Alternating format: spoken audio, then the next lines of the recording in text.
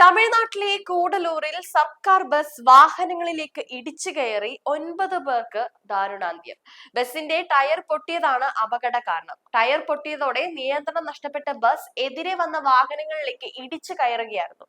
Tamil Nadu കൂടലൂരിലെ national ഹൈവേയിലായിരുന്നു അപകടം സംഭവിച്ചത്. തമിഴ്നാട്ടിലെ കടലൂരിലുണ്ടായ അതിഭീകരമായ വാഹനാപകടത്തിൽ 9 പേർക്ക് ജീവൻ നഷ്ടമായി. മരിച്ചവരിൽ 2 കുട്ടികളും ഉൾപ്പെടുന്നു എന്നത് അപകടത്തിന്റെ തീവ്രത വർദ്ധിപ്പിക്കുന്നു.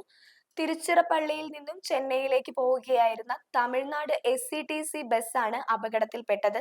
ദേശീയപാതയിലൂടെ സഞ്ചരിക്കുകയായിരുന്ന ബസിന്റെ മുൻവശത്തെ ടയർ പെട്ടെന്ന് പൊട്ടിത്തെറിച്ചതാണ് അപകടത്തിന് കാരണമായത്. ടയർ പൊട്ടിയതിനെ തുടർന്ന് നിയന്ത്രണം വിട്ട ബസ് അതേ ദിശയിൽ മുൻപിൽ പോയിക്കൊണ്ടിരുന്ന 2 കാറിലേക്ക് ഇടിച്ചു കയറുകയായിരുന്നു.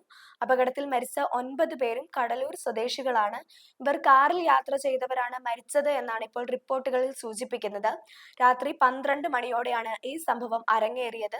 അപകടത്തെ തുടർന്ന് വാഹനങ്ങൾ പൂർണ്ണമായും തകരുകയും തീപിടിക്കുകയും ചെയ്തു.